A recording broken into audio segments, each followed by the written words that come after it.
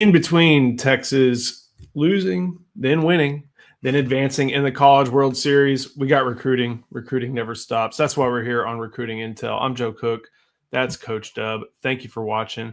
Make sure you do like that video. Make sure you also subscribe to the channel. And if you've not done so yet, you got to take advantage of our summer sale. 50% off. Use that first link in our description or use that QR code that you see at the top left of the screen. All the latest Texas Longhorns recruiting intel as we approach the final official visit weekend of the summer. Texas gets their guys in. They try to get the commitments. They try to get the pledges. They try to make their best foot or put their best foot forward. Mixed results, but Texas still in the top 10 range and going to be finishing in the top 10 when all is said and done, thanks to the groundwork made by these visits. So make sure you come to Inside Texas. We'll have all the intel, of course, as we have a lot of decisions here over the next week or so. And we got to talk about one that we just learned about, Charlie. That is All-American corner, the number 2 overall prospect in the nation, John Meredith, out of Fort Worth, North Crowley, maybe playing his high school football somewhere else this year. But he's got a top 3, Alabama, Texas, Texas A&M. He's got a commitment date, June 19th. And the Longhorns have done a lot over the past couple of weeks and months to make sure that they feel pretty darn good heading into this decision.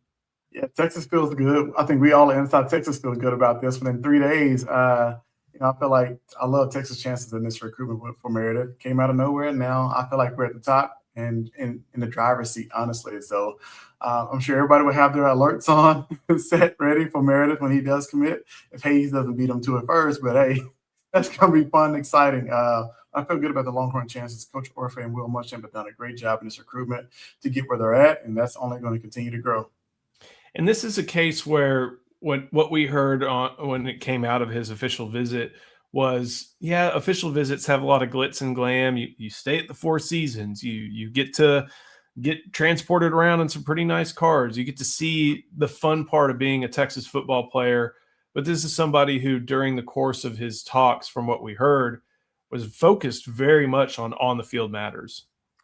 Yeah, definitely. He's all about doing his homework, doing the real homework. Most people want to have a good time and enjoy the festivities, like you just mentioned, but he's asking about, coverages. He's asking about the defense. Can he play freely? At the line of scrimmage, can he play off when he chooses to, or play press man? Like, he's worried about the football details, right? That's the kind of kid you want, if you ask me, because you can get lost in the shuffle. There's a lot to do, and also a lot of things that can distract you. But if you're really focused about football, the X's and O's and the playbook and getting better, that's what makes those guys who are good, really good, and end up getting drafted. So the fact that he was on official visits asking about those type of questions speaks volumes to me.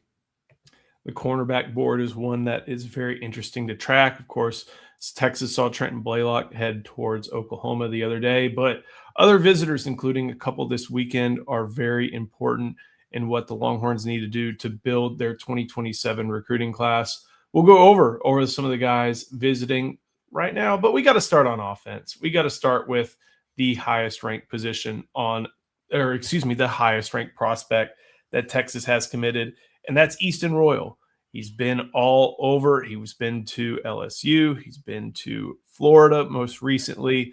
Lots of different schools are after Easton Royal. Has not come off of his Texas commitment, and it's understandable that when you go to a place, you have positive reviews from it, the post-visit high. And when you go to a Florida program that has a coach that hasn't lost a game and is also still just a very, very, high-profile program in the Gators, lots of good stuff coming out of there. Long-time relationship with John Sumrall dating back to when he was in New Orleans as well. This is an opportunity for Texas in a race that understandably is tightened because he hasn't gotten to see Austin in a while, to pull back ahead and show Royal why he committed in the first place. Yeah, I saw a post from him say back at the crib this weekend. So it looks like he's looking forward to coming back home to Austin. I'm glad that Texas has the last official visit because they have the last impression on why he should stay in the class and why, he should be a part of the 27 class and be a Longhorn. So the fact that Texas does have the last official visit, I think, it's going to end in a positive manner for Texas. I think he stays. Look, official visits can sway you. You can go visit everybody else. You can feel the love. I get the vibe from Royal that he's really, really a nice kid, right? He's going to take in all the sights and festivities of visiting other schools, right? He's just not going to say no and burn any bridges. I feel like he's that type of kid who's, pretty much raised right. If you're not interested in school, don't go visit. But if you are, at least go hear him out. And I think that's what he's done. But now Texas gets the last say so in this recruitment as far as official visits. And I think he stays with the Longhorns. I really feel good about the Longhorns' chances in this one. With Royal, it's a case where, we obviously know that Bryson Thrower is committed into this class. We have a good sense of what Kyron Brown may be electing to do in the coming days. Even if we get to the next guy on that board, and that's Monshun Sales, Royal is going to be a 1A. And also, if you're a wide receiver, it's pretty nice to have somebody else who can make sure you're not getting double covered all the time. So there are factors, and of course, he'll do fine in NIL at Texas, being a 5-star prospect and the number 6 overall prospect, the number 1 receiver at his position. Sales recruitment, though, seems like it has a little bit more going on with it. Indiana, Ohio State, Alabama, lots of schools involved here. But Texas is getting their opportunity after jumping in a little bit late. We know he is making this visit. What do we think is going to happen on this visit with Sales? I think it's an opportunity for Texas to swing for a home run here. Speaking about College World Series earlier, but Texas gets the final official visit for Sales. Like, lay all your cards on the table and see what happens. I think that's all you can do. We also just, a week and a half ago, Kasai Curry, we didn't know which way he was going to go. After the official visit, he decided to shut it down.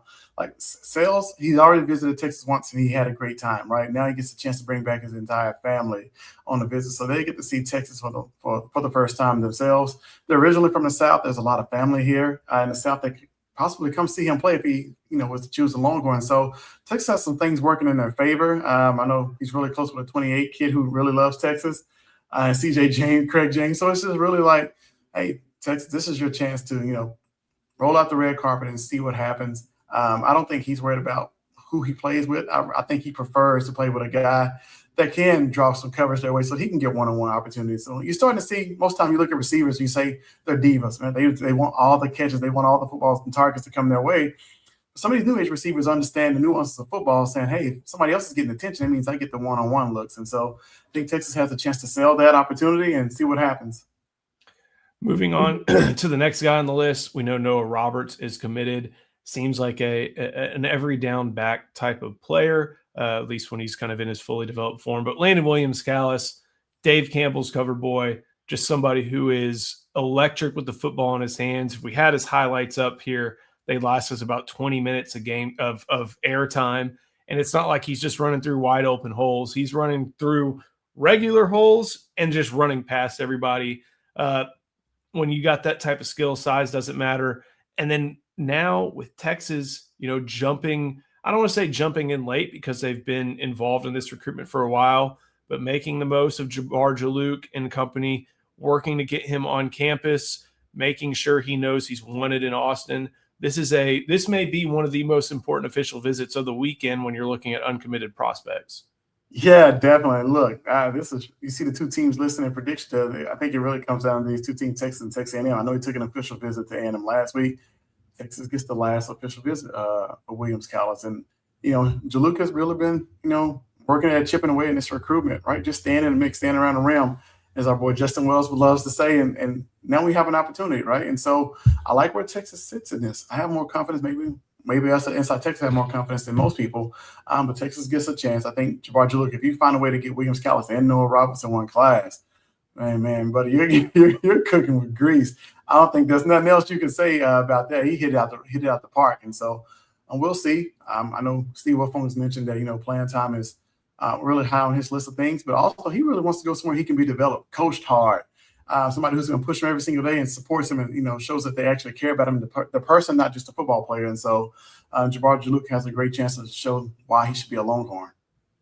Before we keep going, a real quick word from Rhoback. Use the code INSIDE20, RHOBACK.com. That'll get you 20% off for all new customers. If you're watching, you have a wish list for Father's Day, this is the place to go. You get some red, white, and blue stuff to watch the men's national team, watch the U.S. Open.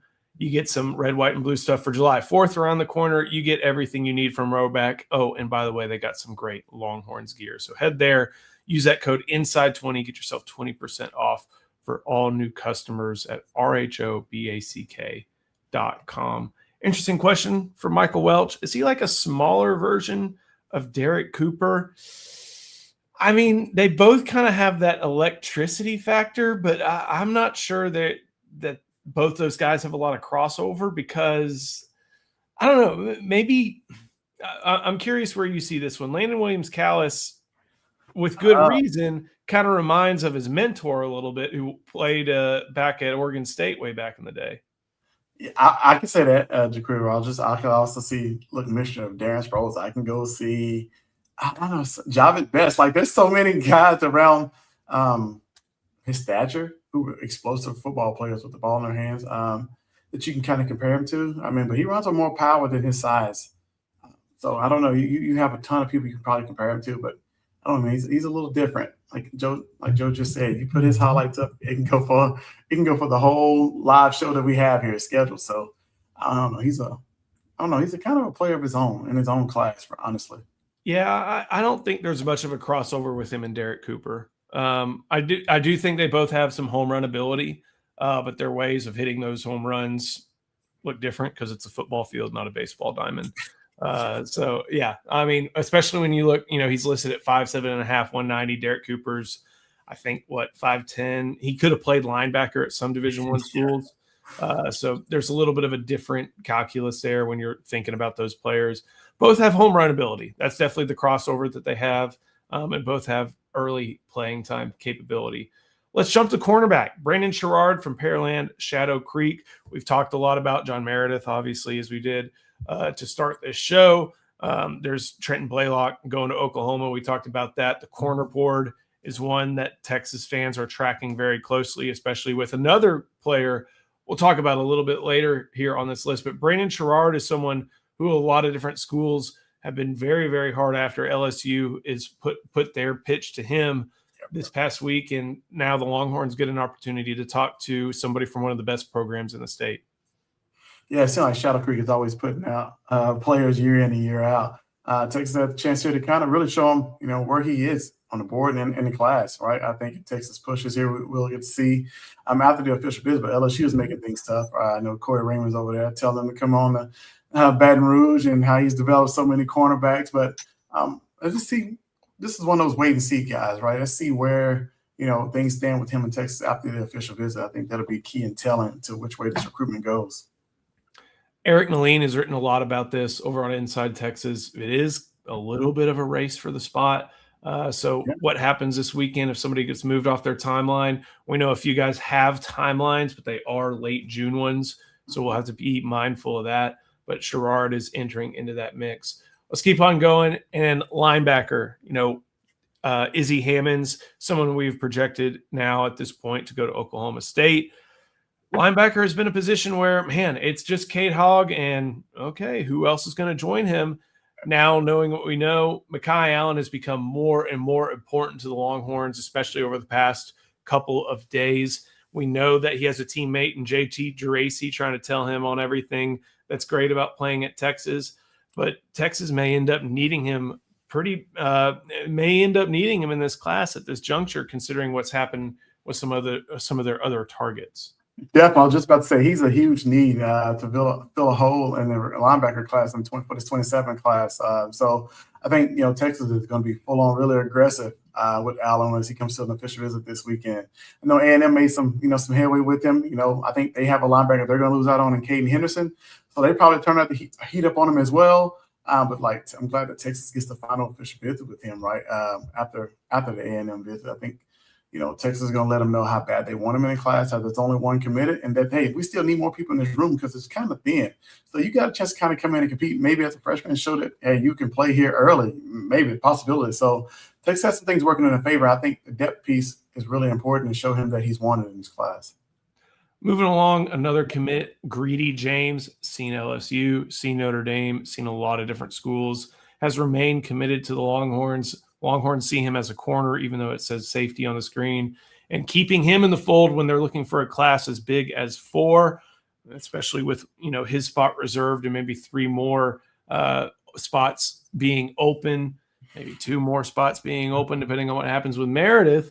Like, this is one that Texas wants to hang on to, and they've held on to him since signing day for the 2026 class, even though a lot of other schools have come at him and tried to get him to sway off his commitment. Yeah, and I think that's the key to his recruitment. Texas was early in his evaluation. They offered him and got after him before a lot of teams really jumped on him. Right, a lot of teams didn't start offering and recruiting him hard until he went to the Under Armour camps and really dominated so many people playing at the cornerback position. Then everybody kind of jumped in the boat, and so I think that right, the fact that Texas was early on a kid, I know that usually doesn't happen, right, fans? But Texas was early on this guy, and he jumped in the class, and he's only soared to the top in rankings, and I think he's going to continue to rise in the rankings. But Texas has done a great job holding on to him, and I think they will, until the end. But tight race, but I'm glad Texas has the final say so on this official visit season to show him why he's won it. I think this is a guy you compare on the other side of John Meredith, man, and you really got your two shut down corners on either side of the football. Tyler Alexander from the Florida area. Seems like he likes the mountains of Colorado, has seen a lot of different places, just got finished with a Notre Dame visit. The Longhorns do have Kasai Curry, and man, getting him in the class was a huge deal, as we've detailed. But they're looking to maintain that pipeline. Alexander is someone who they are contending with Georgia, Notre Dame, Colorado, and I think he's excited for this visit after catching up with him a little bit. But this is a place where Texas probably has to make up a little bit of ground. Yeah, definitely make up some ground. I know Colorado did a wonderful job when he went on his official visit there.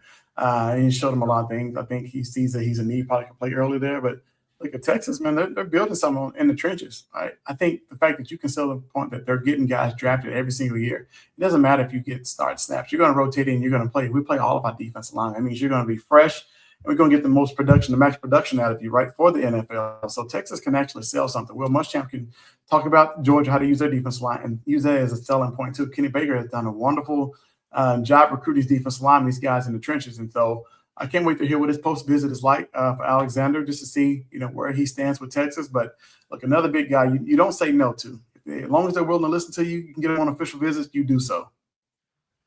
We'll move on. Dylan McGee says Red Oak on the screen, but his hometown is his high school as well. That is DeSoto, Texas.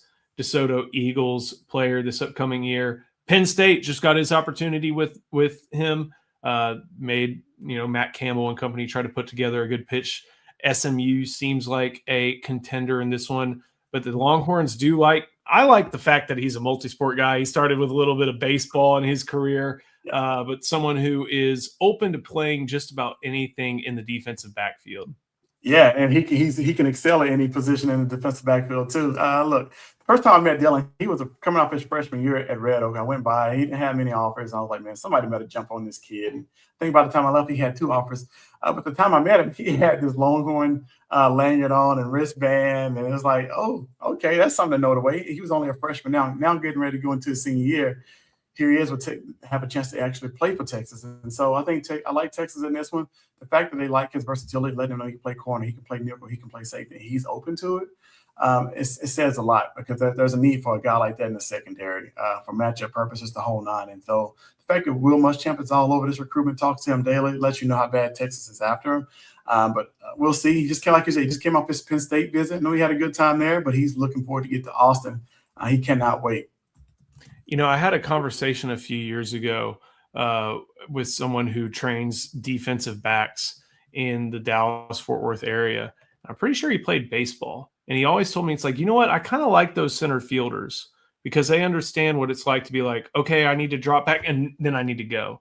Like, that movement is not foreign to them no matter what field of play that they're on. And I kind of like that with Dylan McGee. We'll go pretty quickly with Cade Hogg and Ty Knutson. Hogg now at Katy High School.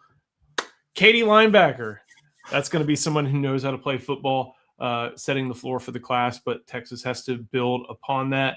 Ty Knutson, no nonsense there. Elite 11 candidate with the Smithson Valley Rangers, someone who playing in a offense that looks pretty similar to Steve Sarkisian's and has shown a lot of great skill set, of course, to get to the Elite 11. Lucas Roa. Texas needs to add a third to their interior offensive line class to join Keon Hemphill Woods and Jackson Cook. Penn State, UCLA, Oregon, all involved here. This and the 2 tackles that Texas is after in Brian Swanson and Ismail Kamara, who we'll get to a little bit later, some of the most important prospects remaining on the offensive big board. Yeah, definitely. You saw yesterday Caleb Solid pick Northwestern, and so it's like, hey, all right, Mr. Roller, like you're up next. Let me not say up next, but because there are recruiting them, they got probably the exact same level. But look, this is a chance you let Roller know he's needed in the class. Like, hey, we need you on this interior offense line to solidify. We got two bookends and tackles that we're after. We need you to come solidify one of these interior line spots. Playing left or right guard, or maybe play swing tackle. Who knows? Like with his versatility. But I think this is a chance for Cal Flood to come and kind of sell the program once he gets around the other guys on the offense line and. Development is here, right? Trevor Gooseby getting ready to go. You never know what kind of season Siani's going to have. He may go to the league, and so they can talk that up. And that's a new regime in Penn State. They don't have the same offensive line coach who, putting guys in the NFL. So I think Texas can use a lot of things to their advantage in this one. Why is Penn State still involved? He apparently has some family up in central Pennsylvania. So even with the coaching change, that's why the Nittany Lions are involved for the LA prospect. And that's Big Ten country. So that's why Oregon and UCLA are involved in this one. Tell me a little bit about Jason Johnson. This one's I'm flying, I don't want to say blind on this one, but we've talked about Kasai Curry and Mitchell Johnson and even Ben Jarvius Shoemaker. We've talked about Raiden Cook from the Houston area, but Jason Johnson's one that hasn't gotten as much talk in recent days. What's going on with this one?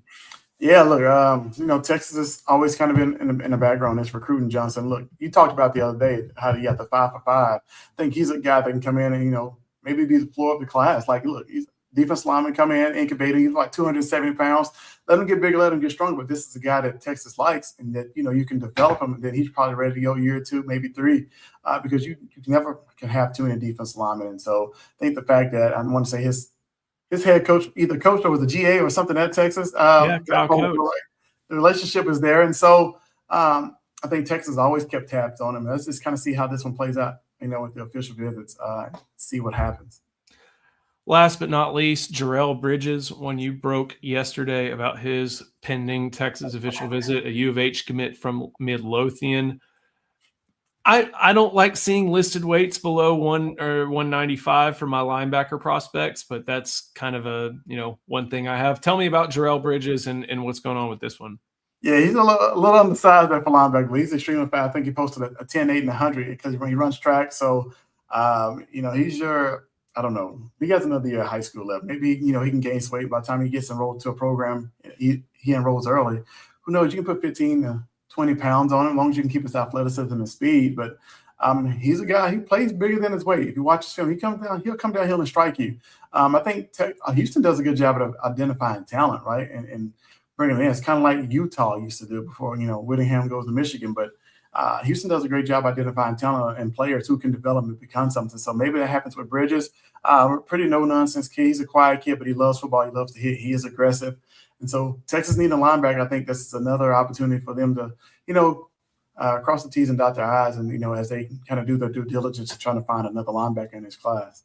Is this one of those cases where when you think about someone like Mo Blackwell, you think about someone like Deuce Cunningham, where, okay, at some point they may need to be called upon to play some standard down snaps, but if this is your special teams ace, this is a guy you want for that role? Yeah, definitely. I mean, you look at two of the top linebackers on the Texas roster right now.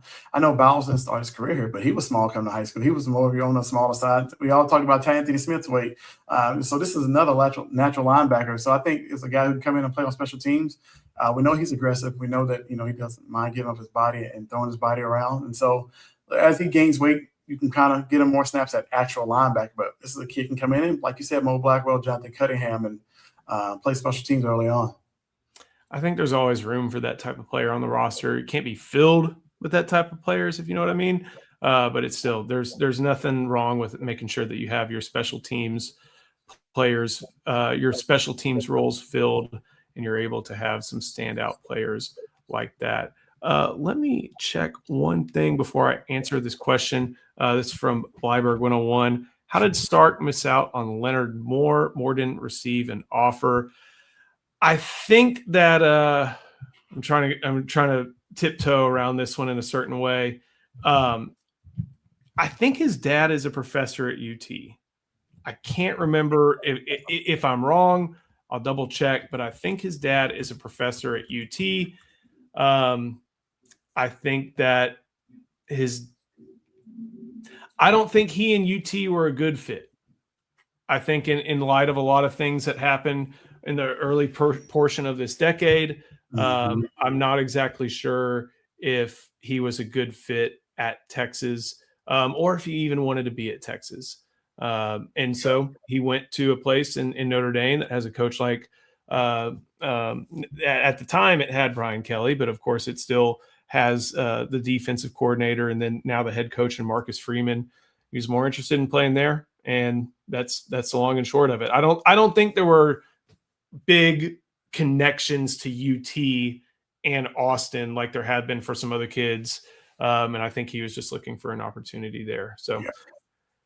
Coach, real quick, while you're here, is there one 2028 we should talk about before we – oh, you know what? I'm forgetting about the number one guy we really need to talk about this weekend, and that's because he's on an unofficial visit. And that, of course, is big Gilmer offensive lineman Ismail Kamara. The fact that he is coming in this weekend is a big deal because he canceled all his officials with Oregon, with Texas A&M, with SMU, and, of course, with Texas interested. But he plans to be in Austin this weekend for an unofficial visit and just more opportunity in front of the coaches for their highest priority on the offensive line board. Yeah. Absolutely a huge deal. This is very, very huge to get him on campus. You can call on the festivities that are going on, so he get a chance to kind of enjoy himself, but get to see the full details of the program at the exact same time. How they plan to use them, what the academics are like, life outside of the 4 years. Like there's so much that he probably can kind of squeeze in one day. But I'm glad that Texas gets a chance to get him on campus and show him why he needs to be a Longhorn. A lot of things work in Texas' favor, but I'm glad he can actually make it to campus with everything he has going on right now. We know with a lot of the offensive lineman prospects and specifically the offensive tackle prospects, especially for guys on that I-20 corridor, and I guess maybe he's at the I-30 corridor at this point with Gilmer. SMU is being very, very aggressive, but Texas is still doing everything that they can to make sure that those I-20, I-30, South Dallas, East Texas prospects do end up wearing burnt orange. Make sure you get all the best in burnt orange coverage. Head to InsideTexas.com. Use that first link in our description or use that QR code at the top left of the screen. Get 50% off of Inside Texas Ultimate Fan Bundle with On3, Inside Texas, and Rivals. Come check us out. One more official visit weekend to track. And then it'll be decision season, kitchen table time, decisions, a bunch of fun stuff when it comes to recruiting over at Inside Texas. And, of course, we got a little bit more Omaha action later tonight. So, Charlie, thank you so much. Thank you for watching. We'll see you next time on Recruiting Intel, the Inside Texas Football YouTube channel.